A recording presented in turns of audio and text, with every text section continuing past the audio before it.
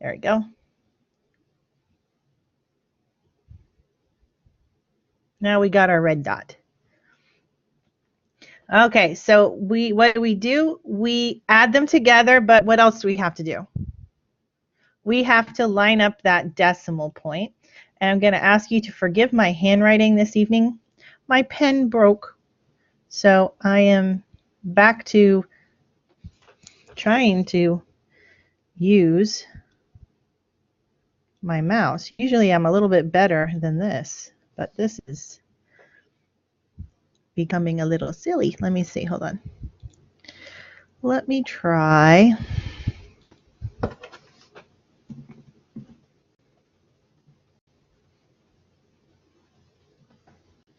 $63.57, 46.974. Okay, now let me make them just a little bit bigger so I can't see them. They probably look big enough for you, but there's so much stuff on the screen that I can't see them.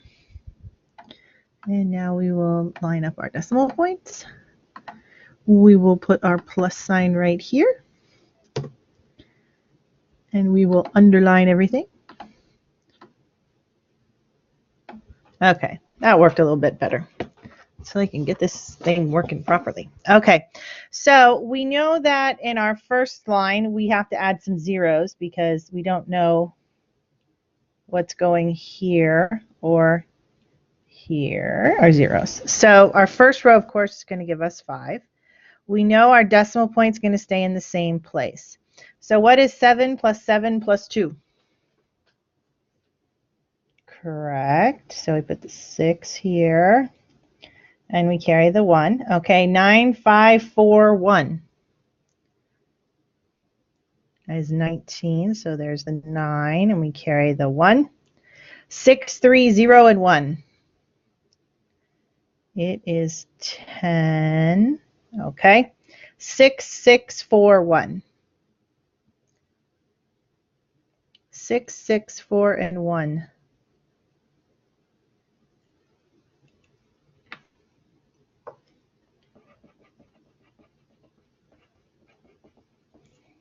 That is correct. It is 17. And there's your answer. 170.964. Next up is subtraction. We would do the same thing. We would line up our decimal points. 3 and a 3 and a 0. Decimal point, 0. Oops, 6, 3, 7. Do you know, I wrote with the mouse for years, and for some reason tonight I am like lost my handwriting completely. Okay. So where do we start? What's our first step?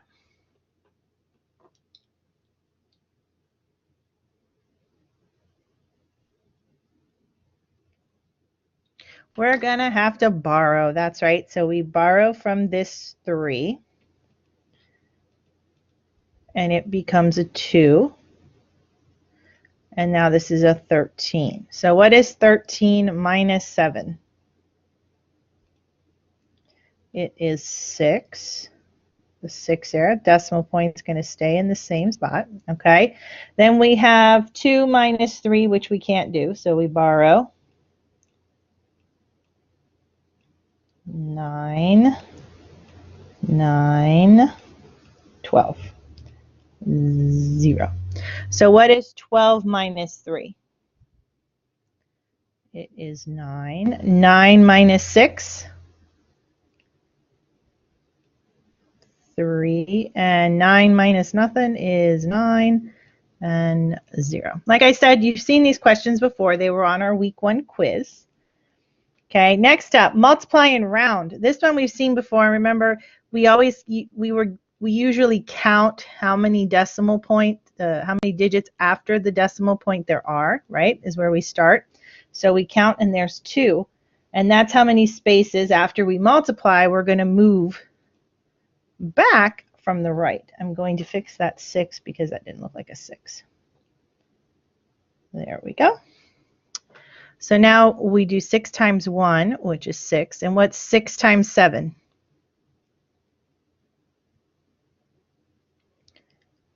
42. So there's the 4.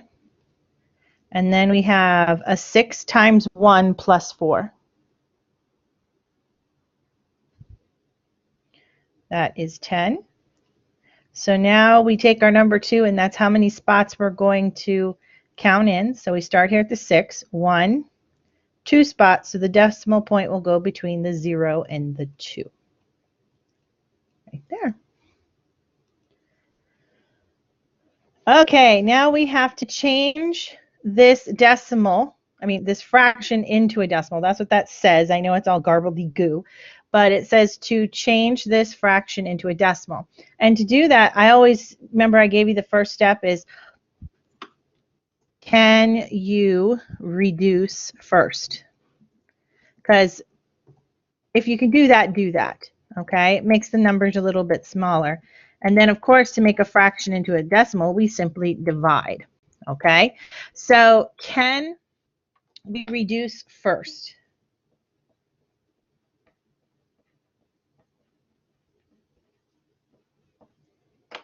Yes, we can, because 12 over 16 has something in common. What does it have in common?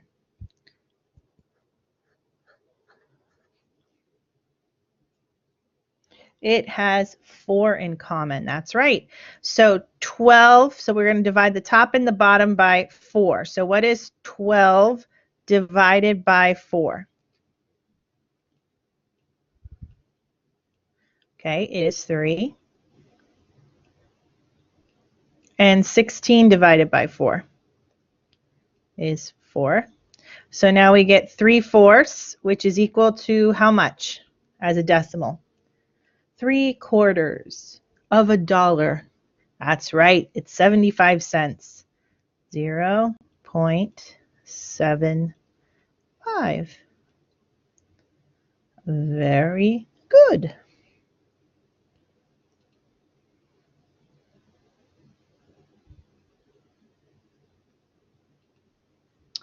Okay, let's see. Next up. Change this to a percent. So we have 7 over 8, and we need to make it a percent. So how do we make something, a fraction, into a percent? What are the steps?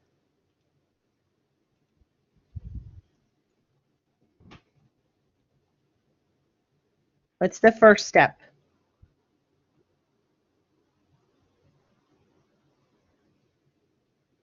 That's right, Cynthia. We have to divide. That's our first step. And the second step after we divide is to do what? To make it a percent. That's right, Amanda. We're going to multiply by 100.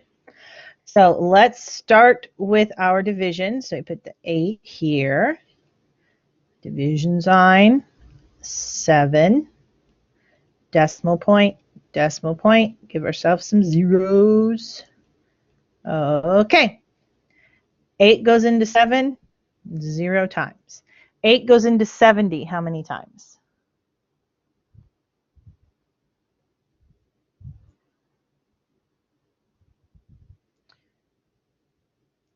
Let's see. We've got 8 times 7 is 56. 8 times 8 is 64. So I think we might go with the 8 times 8. That might be a little bit better. Put 8 here. And we do 64. We subtract and we get 6. We bring down the next number, which is a 0. 8 goes into 60. That's 7, because 8 times 7 is 56. We subtract and we get 4. Then we bring down the 0. 8 goes into 40 5 times. So now we have our decimal, 0.875. So we multiply it by 100, or simply move the decimal point 2 spaces to the right. So our answer would be 87 88.5%. I apologize for that crazy number 5 there. What happened there? Now it won't even let me click. Ugh. Now I hit something and made the screen too big. Okay, hold on. Select. Oh, forget it. I'm sorry. I'm just having so much difficulty with this thing tonight. Okay. But our answer is 87.5%. Next up, simplify. So we have to combine and simplify. So we have 6 over 9 minus 1 over 8. Okay, so again, we ask ourselves our question, can I simplify first?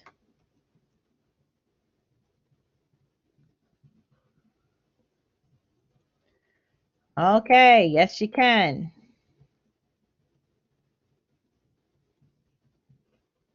Okay, so we're gonna simplify 6 over 9. They both have 3 in common. So that becomes 2 over 3 minus 1 over 8. Now we're going to review our steps for finding a common denominator. We've got to ask ourselves some questions. The first question is, can I make the smaller denominator into the larger denominator through multiplication? So can I make a 3 into an 8 through multiplication? No, we can't. So that option isn't going to work. If it was yes, that's what we would do. If no, multiply the two numbers together. So what is 8 times 3? It is 24. 24. And that will equal something over 4. Okay. Then we multiply diagonally to get the numerator. So we would multiply 2 times 8 and then 3 times 1. So what is 2 times 8? 16. And 3 times 1 is 3. And what is 16 minus 3?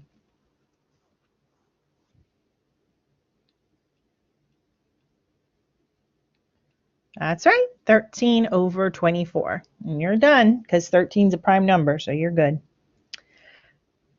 Okay, same thing, but this time with addition. So we have 1 over 2 plus 3 over 10. So our first question is, can we simplify anything? Can we simplify any of the fractions? No. Now we need to find a common denominator part. So we ask ourselves, can I make the smaller denominator into the larger denominator through multiplication? In this case, we can. We can make a 2 into a 10. How do we make a 2 into a 10? We multiply by 5. So that's what we're going to do. We're going to take this whole little fraction right here, and we're going to multiply it by 5. So now this becomes 5 over 10 plus 3 over 10. And that will equal what over 10? 8 over 10. Now, can that be simplified? Yes, it can. 8 and 10 have 2 in common, right? So if we divided the top and the bottom by 2, what would we get? That is correct. 4 over 5. Connect that there. 4/5. Are there any questions so far from chapter 0? No? Okay. One thing you noticed, there was no multiplication of decimals. So that's one item you might not have to. Oh, wait, we did do multiplication. No division of decimals. I'm sorry. There were no division of decimals. That's what I was thinking. Like, wait a second. What am I talking about? So there is no division of decimals. and there is going to be no division of fraction. So the division part is taken out, okay? So we had addition, subtraction, multiplication of decimals. We had the addition and subtraction, now the multiplication of decimals. We had our decimal to a percent, you know, fraction to a percent sort of thing. So we have that. And this is going to be the last question from chapter 0. Okay. So we have 9/5 times 23/18. Okay, and remember the rules for the multiplication to fractions ask us to reduce first. We reduce going up and down and diagonally. Okay, so if we look up and down, 9 and 5, nothing in common. 23 and 18, nothing in common. So now we're going to look diagonally. So we start up here with the 9 and we look at the 18. They have something in common because like we're looking diagonally. So the 9 to the 18. Okay, so 9/18, they have 3 in common. What else do they have in common, 9 and 18? Remember, that's the smallest. We need the bigger. There you go. The 9, they both have 9 in common. So if we divide 9 by 9, we get 1. If we divide 18 by 9, we get 2. Now we're going to look the other diagonal, 5 and 23. Do they have anything in common? No, they don't. So now we're just going to multiply going straight across. Okay, so our first one up here is 1 times 23, which is a very big 23 for some reason. And 5 times 2, which is what? 10. And we are done. And that's it. And that was it for chapter 0. Like I said, do you guys have any questions on chapter 0?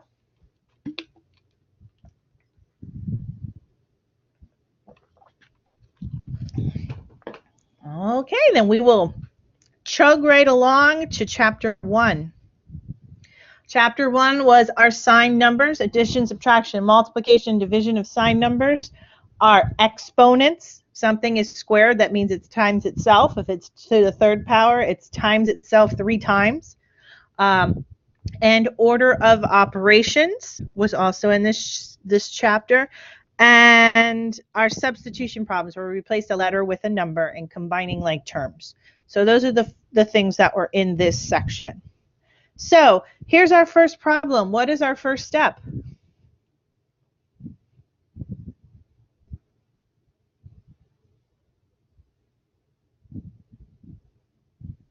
No, we have parentheses.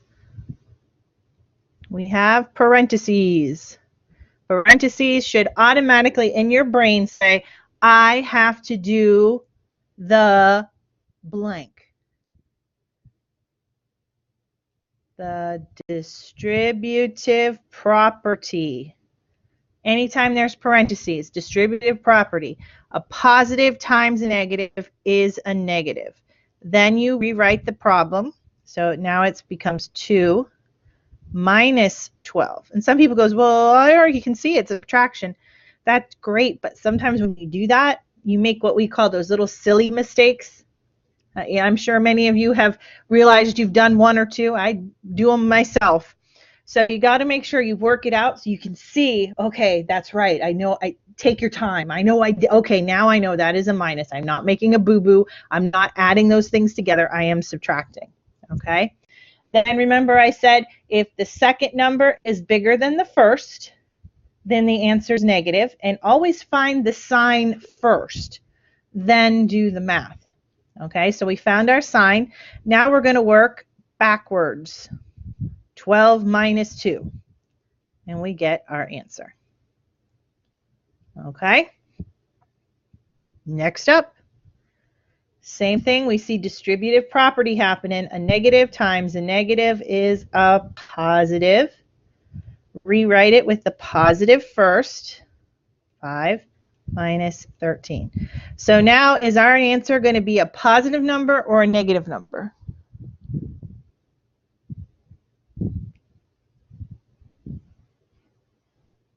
Our answer is going to be negative because remember 13 is the second number and it's bigger than the first, so that means the answer is negative. Then we work backwards and subtract 13 minus 5, and we get a final answer of negative 8. Very good. Now this one, we see lots of parentheses, so that's where we're going to go to first. So we have our first one here. Positive times a negative is a negative, and a positive times a negative is a negative. Remember, you got to get rid of those parentheses first before you do anything else. Order of operations, multiplication happens first, right? So now we rewrite it, and we have 12 minus a 22 plus a 4 minus a 2. And I always say to combine like terms first, so let's look for what are our positive numbers. So we can add those together, because if they're the same sign, we can add them together. 12 and 4, so we're going to add 12 and 4 together. And what does that give us? What 12 plus 4? 16 is correct. Then we have what's left, negative 22 and negative 2. Again, their signs are the same, so we're going to add them together. Keep the sign of negative, and we get negative 24. Now, is our final answer going to be positive or negative? Negative, because the 24 is bigger than the 16. Now work backwards. What's 24 minus 16? It is an 8. There you go. Perfect. What is 2 times negative 5?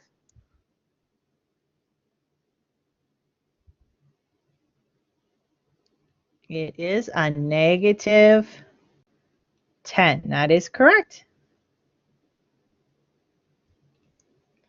Now we're doing division. So negative divided by a negative makes a what? Because remember, I always said find the answer, find the sign first. So it's going to be a positive. So now we're just going to do the division part. So it's 102. We know the answer is going to be positive, and it's a 6. 6 goes into 10 how many times? Once. Okay, so minus 6 is 4. And then 6 goes into 42 how many times? 7 times. And we are done. Okay, next is order of operations. What is the first thing we start with order of operations?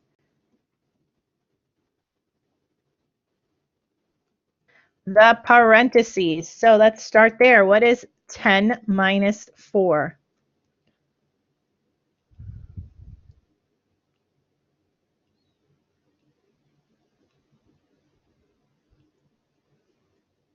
It is 6. So we'll put a 6 right there.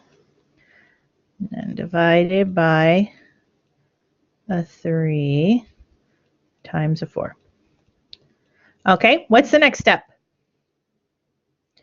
Our exponent. That's right. So what is 6 squared?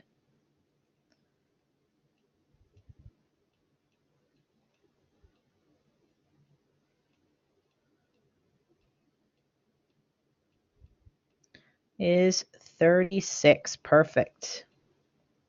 Okay, now what's next?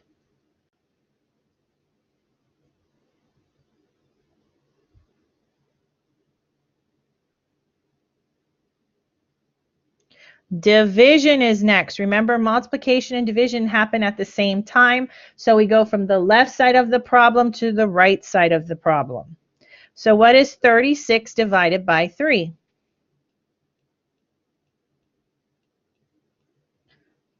It is 12.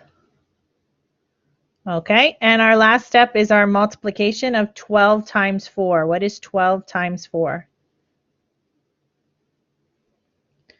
It is 48. Perfect.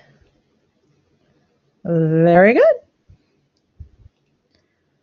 Same thing here. Where are we going to start with this one?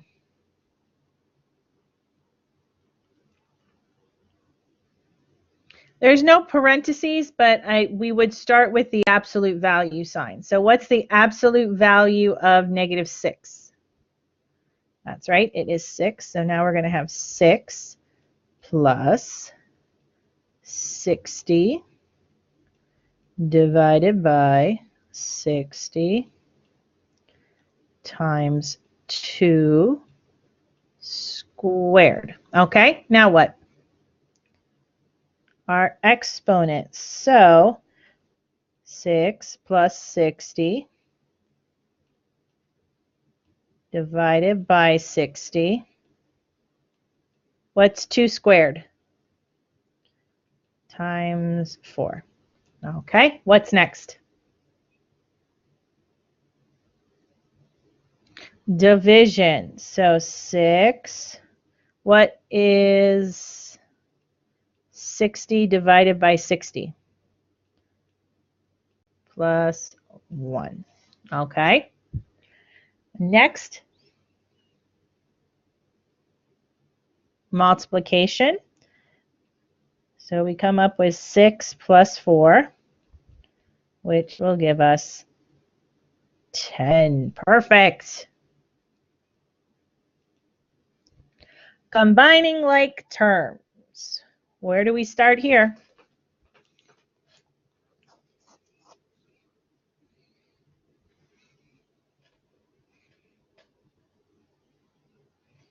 We start with the first one we see, the 9x squared, right? We're going to do these. So what is 9x squared plus 8x squared?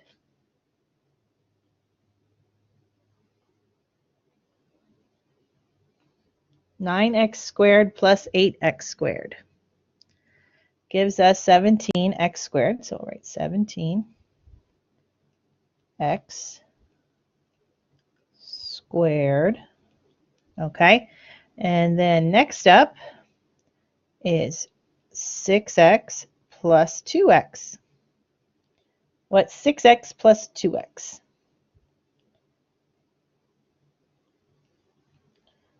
Plus 8x. And lastly, negative 4 and 9. So what is 9 minus 4? That's right, plus 5. Very good. And now this one you can't see. Okay, this one is replacing a letter with a number. What must we always use when we replace a letter with a number?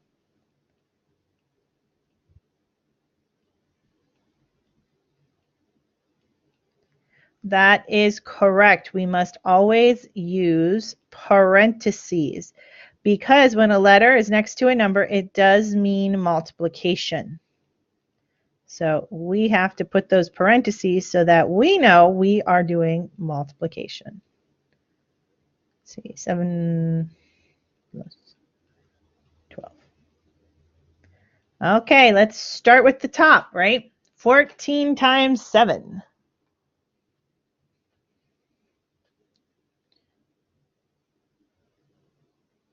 That's correct, it is 98. And negative 6 times 4. Negative 24. Okay, now let's do the bottom. What is 7 plus 12? 19. Okay, and then what is 98 minus 24?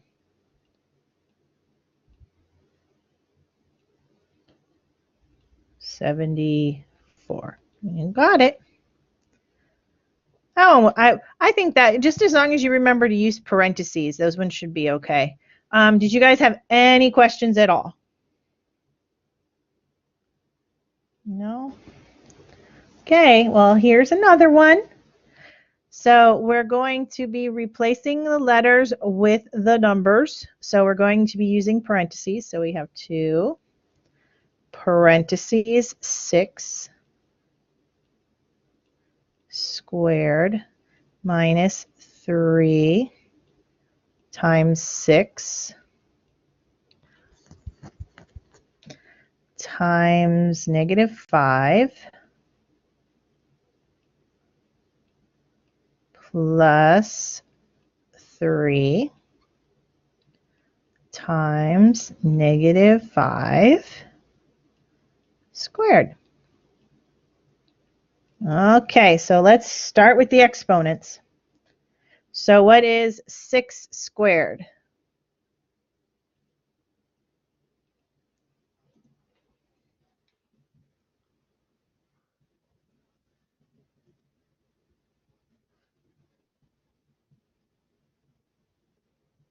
Okay, and then the exponent on the other end is negative 5 in parentheses squared.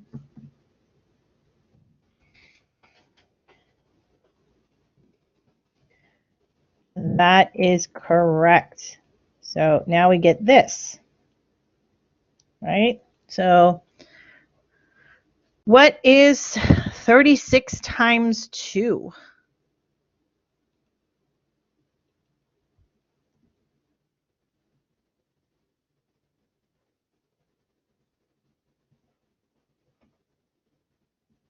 Okay, 72. Okay, then negative 3 times 6. Negative 3 times 6. Negative 18. Okay, and then the last one, 3 times 25.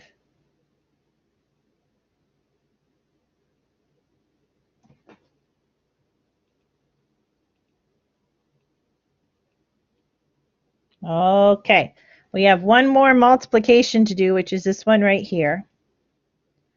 So negative 18 times 5.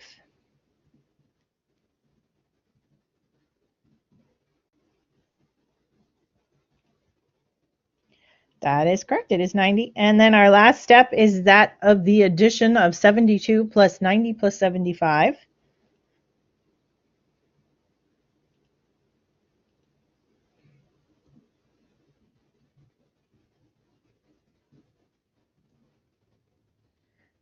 Okay, so we get 162 plus 75, which will then give us our final answer of 237. You got it. I was trying typing to see if that would work, but it's not so wonderful either. Okay. Next up, Chapter 2. Everything about algebra. So the remainder of the quiz and the remainder of the test will be about Chapter 2 and Chapter 3, Sections 1 and 2. Okay? Remember, the goal of algebra is to get letters on one side of the equal sign and numbers on the other. Okay? So that when you are done, you have X, Y, or Z, or T, or A, or whatever on one side of the equal sign, and it's going to equal one number.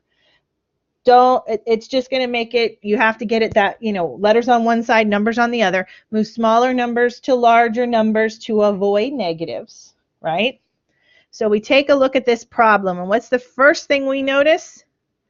There are two numbers and one letter. So I'm going to move the smallest, 18, over here by the 19. And we do that by eliminating it with the opposite of what it is, so by subtraction.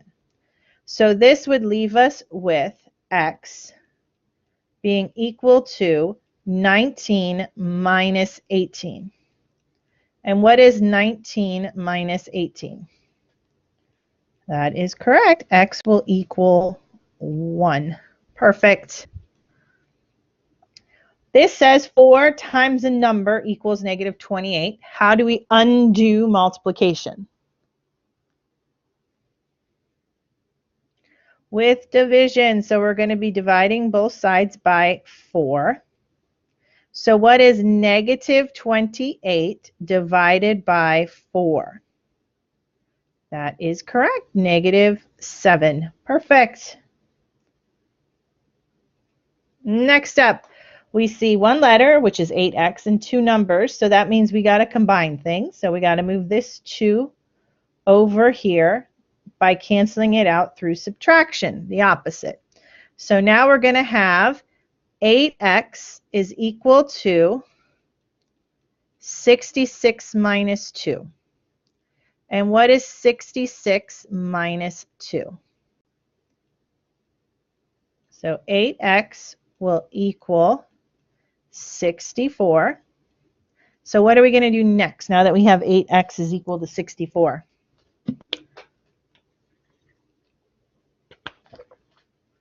Okay, perfect. We're going to divide both sides by 8. Oops, I'll just extend it. And what is 64 divided by 8? It is 8. You got it. Now this one, I noticed on last week's test, a lot of people had issue with the distributive property again. It keeps coming back to haunt you. So again, we are distributing this 4 to each item within the parentheses. So what would we get once we distribute that in there?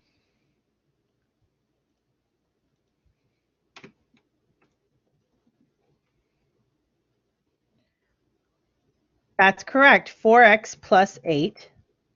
And we would do the same thing on the other side with the 5. And we would get 5x minus 40, right? So it'll look like that. Now we start with our letters first. Remember I told you always start with letters. So which letter are we moving? The 4x or the 5x?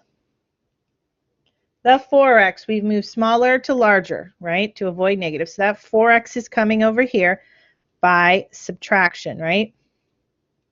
So because the letters are moving to the right, that means the numbers are going to the left. So this 40 is going to come over here, and it's moving by addition. So now you're going to have on the left side over here, you're going to have 40 plus 8 is equal to 5x minus 4x.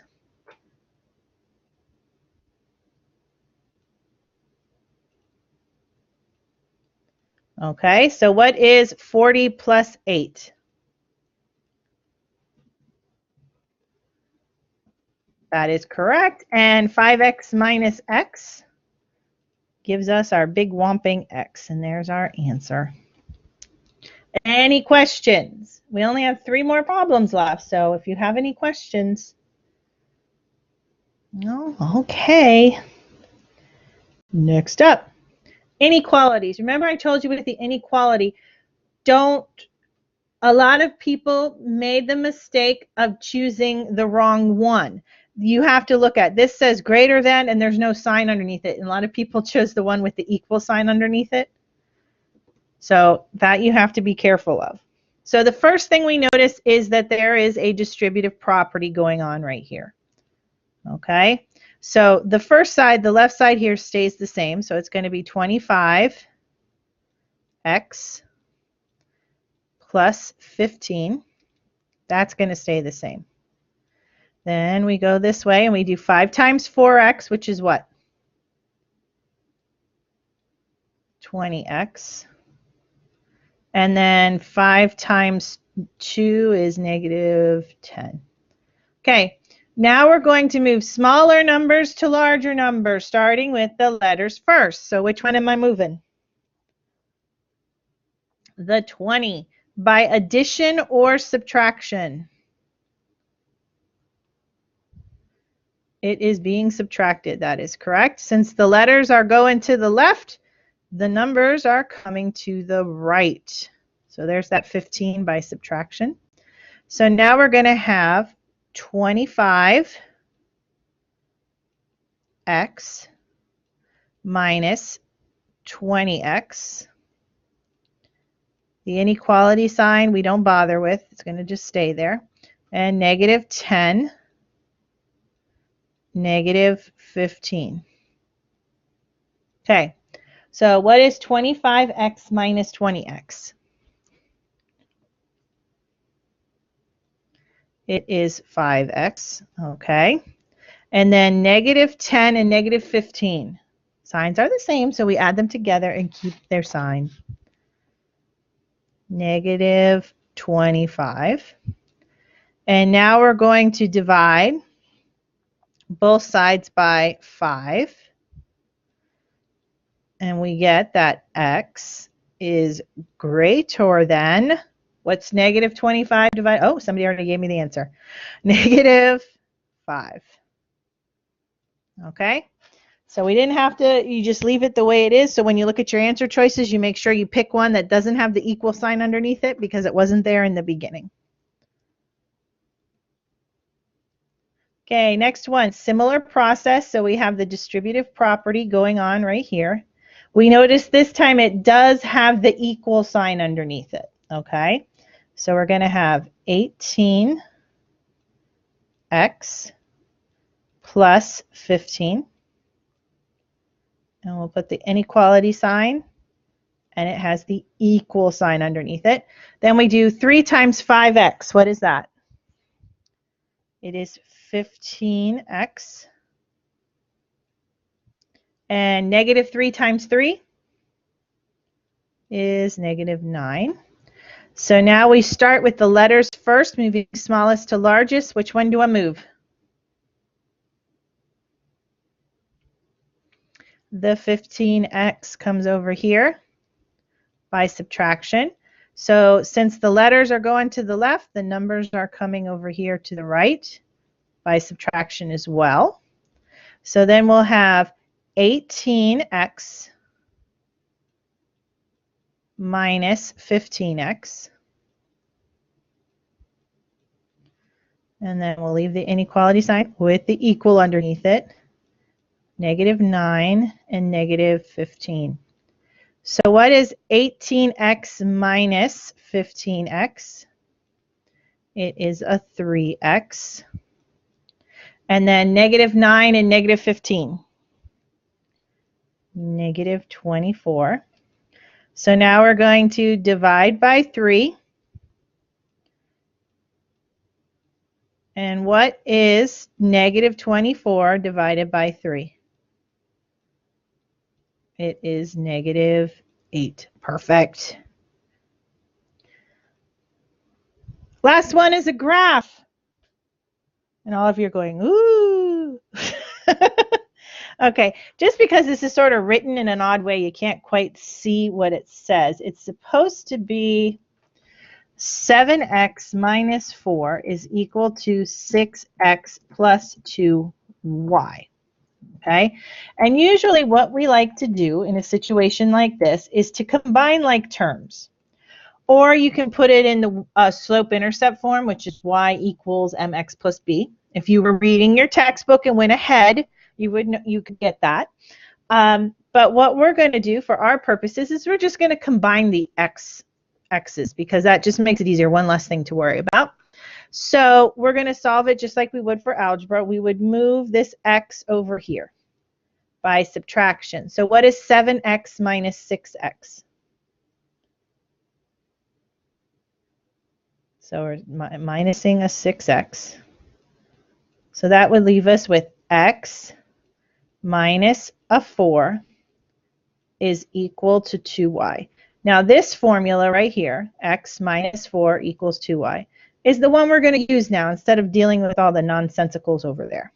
Okay, so I'll put it up here so you can see it. This is the one we're going to be using. X minus 4 equals 2y. Okay, let me make it a little bigger. That's the one we're going to use to solve this. And we're going to do like we've always done. We're going to replace the letters with a number.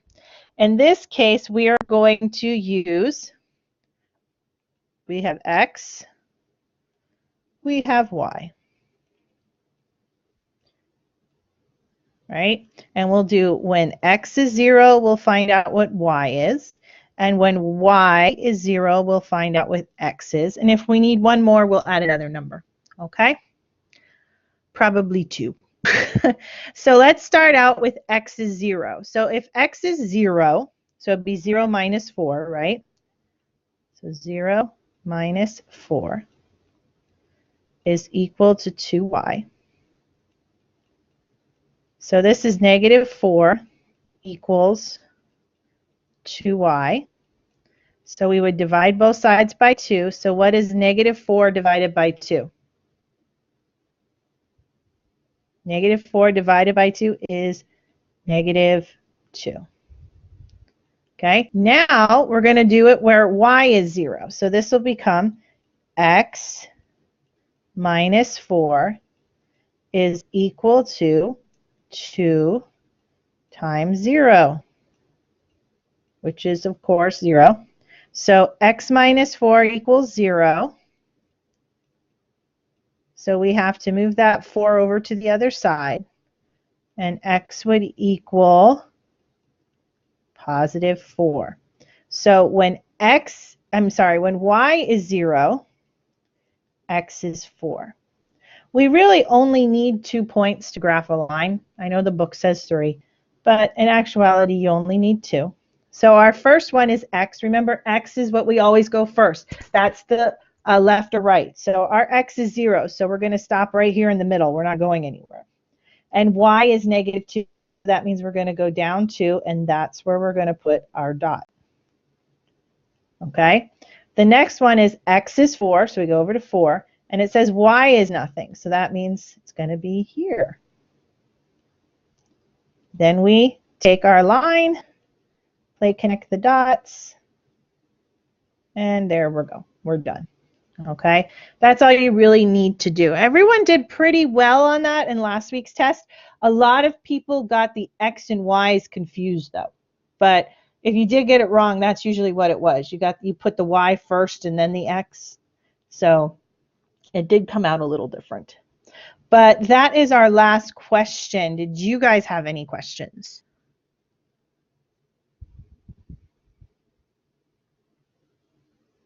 No? Okay. Just a few things, just a few house cleaning items. Okay. Let me just get the blank screen so I can show you what I'm talking about. Okay. For house cleaning items, number 1, you should need to make sure that you have taken 4 quizzes. Okay? Make sure you have 4 quizzes completed. Make sure that they all have 100%. I give you the answers during our live class, and the answers are in your grade book. When you go in, you click on the name of the test, you click on the grade, boom, it pops up. It tells you what you got wrong and the correct answer. So, but the next time you take it, of course, it's not in the same spot. So 4 quizzes you needed to have taken. 3 tests. Okay, if you decided to do a retake, make sure you take that by Sunday as well. You have until tomorrow to request a retake, but you have to have it completed by Sunday, and the highest grade is the grade that stays. Okay, make sure that you have taken your final exam. It is a big portion of your grade, so take your final exam. And lastly, your post-test. The goal with the post-test is to see improvement from when you started. Usually we do see that. It's just we like to see a great improvement. If you got a 40 or a 50 or a 30 on your pre-test, we're hoping you're going to get an 80, a 90, or 100 on your post-test, okay? Because you supposedly have learned things. But make sure all of that is done before Sunday at midnight. This course is a prerequisite to the next class, which is Intermediate Algebra. Intermediate Algebra starts in Chapter 2 and finishes the same textbook that we have. If you are using My Math Lab, you can continue to use it with the next class. Your professor will give you their class ID, course code, and you would just go in and put that in, and it will replace mine, okay? Some of them may give you mine because some teachers just use my courses for their My Math Labs. Okay, so you might see mine, but it'll just have the additional chapters that are covered. I'm trying to think if there's anything else. Please make sure that you get all of your work done before midnight on Sunday. Your grades are due at 5 p.m. on Monday, so I have a very tiny, itty-bitty little window to do anything to assist you if something happens. If you have an issue and your computer crashes and blows up in smoke on Sunday at 10 o'clock, please let me know. Again, things like that shouldn't be emailed. Please text me. I will be traveling on Saturday, so texting me will be the only way to get a hold of me. Okay. My email for some reason is on my phone, but it doesn't come in all the time. Like I have to go in and reset it and then it pops up. So it may take me a while to get it, as I'm going to be in an area where I know cellular service is questionable at most at certain times. Family wedding in the middle of Wisconsin, so it happens. But like I said, if you need to contact me, you can text me. The information is listed on the Meet Your Teacher page. But if you guys have any questions at all, please feel free to contact me. And that is it. We've had a fun 4 weeks, hopefully. So I wish you all the best and good luck, everyone.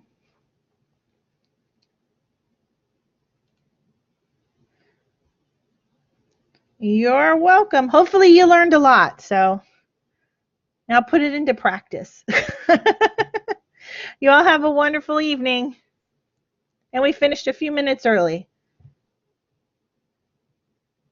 You can only retake a test once, Jazz, only one time.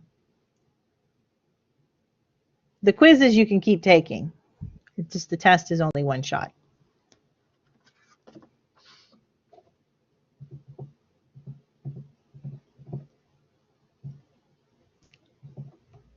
No problem. Have a good night.